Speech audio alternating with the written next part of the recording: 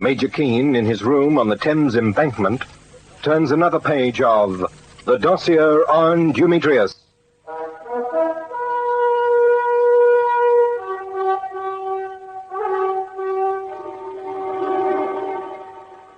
Only 16 hours had passed since we'd stood in the cold light of dawn at Copperfield Heath, with the black outline of the Mosquito bomber in the background, the open cabin trunk, the forged and worthless money blowing about the airfield, and the lifeless body of the pilot Zarahoff lying at our feet.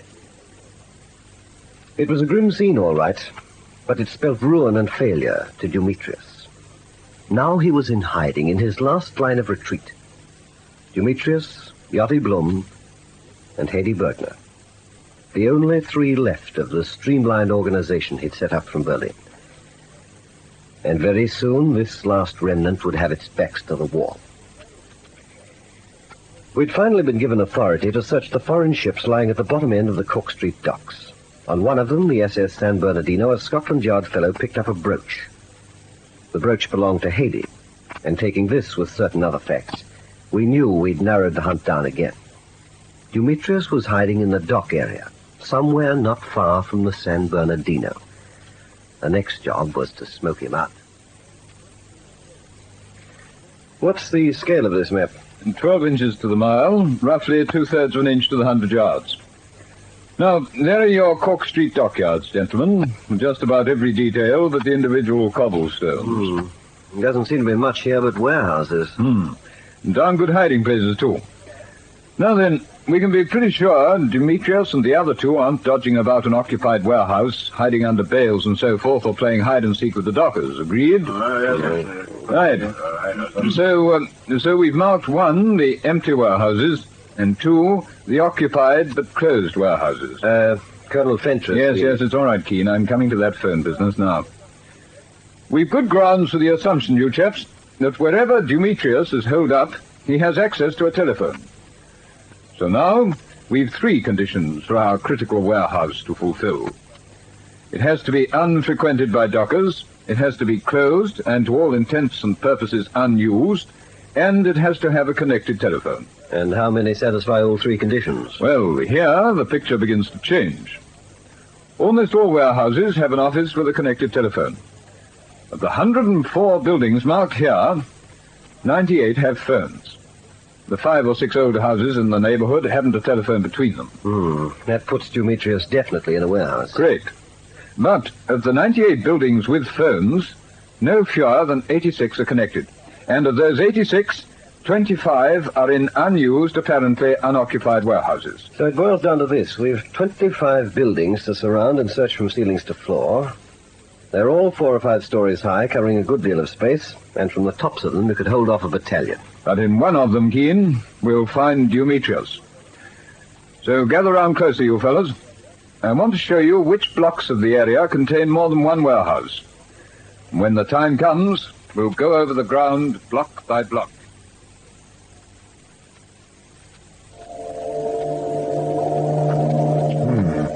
The fog's coming in again tonight.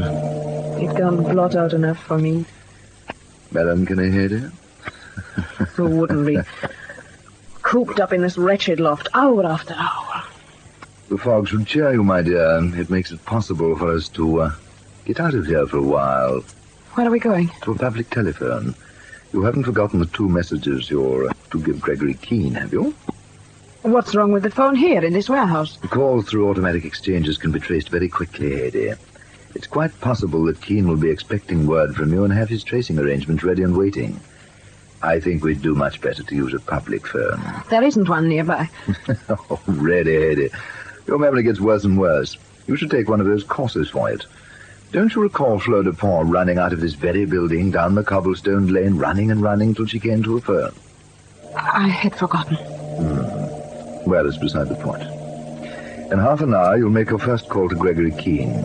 In 40 minutes, the police will be moving towards the address you give them. In 50 minutes, you'll make your second call to Keane. And in a little over an hour, we should have him with us right here. I still don't think he will come. It's going to be unfortunate for you if he doesn't. Try to convey that in your voice, Hedy. Your urgency won't be assumed. If he does fall into your snare, What will you do to him besides? Oh, as usual, I'll leave those things to Yachty. Oh, for the last time, before it's too late, don't do this.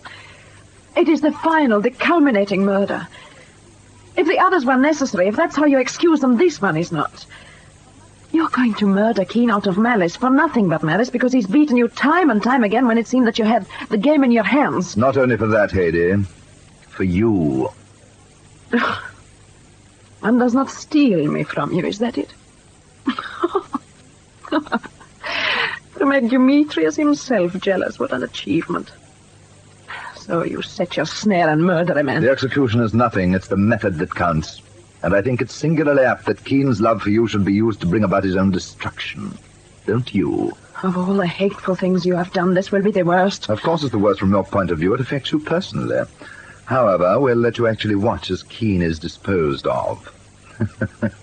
What could be more satisfying? The perfect revenge. Oh, no. No, stop. Keene puts me, Dumetrius, into a position like this, but he'll pay, and you'll see him pay, Haydee. No. As you watch, be happy in the thought that we only caught him because he loved you. I won't do it. I've done enough. I won't do this ghastly. You know, Haydee, you will. I will never do it. You won't make me. I know you too well. You're capable of love, yes, but you're also in love with yourself and your own beauty. It could be ruined so easily. I don't care what you say. You will not drag me down into this final horror. I will not let you use Keene's love for me to murder him. Yachty! Yachty! There you are, Haydee. Your old playmate, Yachty Blom. You know the choice you have to make. Take a good look at Yachty, who has no affection for you at all. And then make your decision. It's Keene. On me. Precisely. That's all, Yachty. I told you, Haydee, we're desperate men. We've nothing to lose. You play your part with Gregory Keene? Do you? Yes. Yes, I see that you do.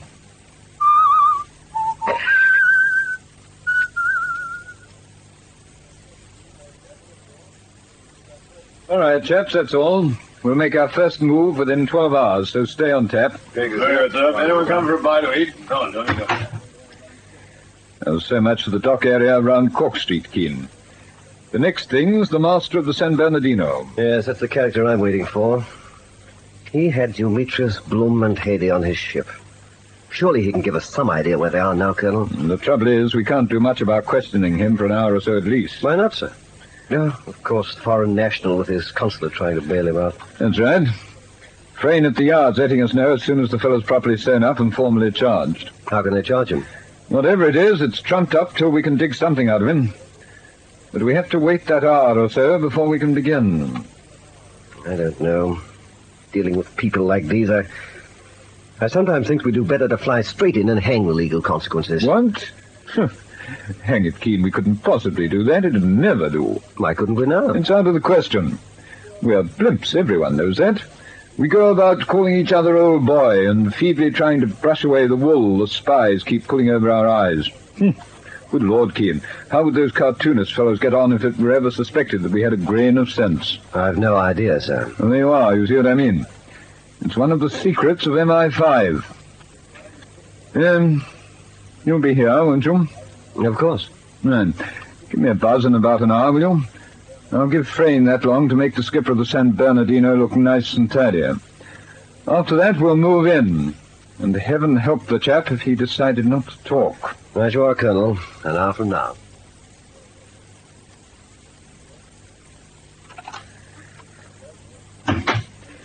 Stand easy, Kurtz. How's it coming along? There's nothing to report at the moment, sir. Do you think Major Keene has any idea that we've tapped in on his telephone? Oh, he couldn't possibly have, Colonel Fentress. This instrument I'm listening with works by induction, so you don't get any of them little clicks. Oh, works by induction, eh? That's right, sir. Well, switch that recorder on to any communication between Keene and either Haydee Bergner or Dumetrius. I'd trust Major Keene with my life, Kurtz, and I expect you would too. And where Haydee Bergner's concerned, he throws reason to the winds. I understand, sir. Major Keene's quite capable of putting his own life in forfeit to get Haydee Bergner away from Dumetrius alive. It's up to you to put a stop to it if he tries. Don't worry, sir. Dumetrius doesn't get another lash at the Major, sir. Not while I'm about. And if he thinks he's using that girl to trap Major Keen into sticking his neck out, he can have another bloomin' think right away. Good work, Cuts. That's the spirit. Is that a call coming in for Keen? Just a jiff, sir. Yes. A woman's voice. Well, switch something on so that I can hear it quickly. Yeah. I'll switch it onto the speaker, sir. There we are. Hello? Major Keen, Yes, this is Gregory Keen speaking. this is Heidi Bergner, and I have an important message for you. Dumetrius and Yachty Blum will be in an empty house at the corner of Abbott and Priory Streets at 10 o'clock tonight. You will have to take them alone because they're keeping watch, and at the first sign of the...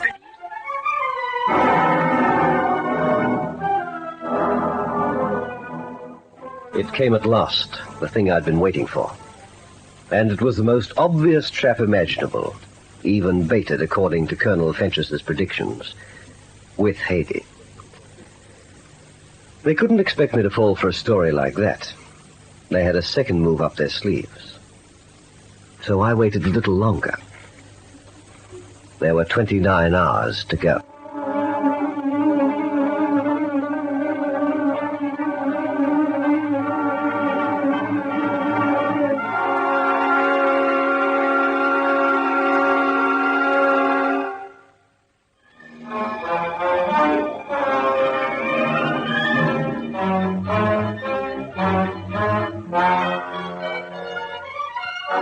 Does the trap for Gregory Keen succeed? Listen for the next chapter in this story of suspense. Dossier on Dumetrius.